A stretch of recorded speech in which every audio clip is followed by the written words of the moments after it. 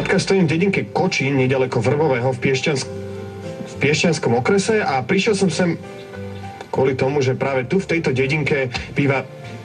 No dobre, pomôžem vám nejako? Janko, ty rozdávaš obálky, my rozdávame obálky. Toto je pre Katku, prosím ťa, odovzdaj jej to. Dobre.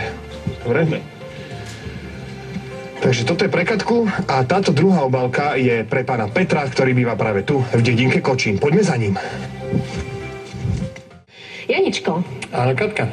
Prosím ťa pekne, to čo bolo na začiatku, prosím ťa? No, normálne, že rúžoví kuklači prišli za mnou a priniesli mi pre teba túto obálku, takže ja ti ju teraz musím doručiť, pretože očividne začala pošta chodiť oboma smermi. To čo je pre Boha?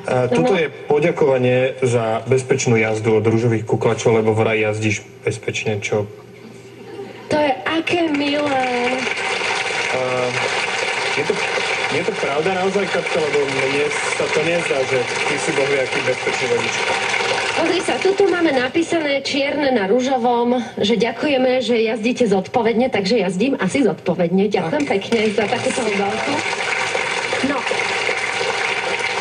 si skvelý, že okrem toho, že všetkým našim hostom aj mne si doručil ružovú obálku, ale myslím si, že by sme mali riešiť teraz dôležitejšie veci. Ešte niekto tu čaká, ešte niekto nedostal tie svoje zásielky a zásielka čaká už za kulisy.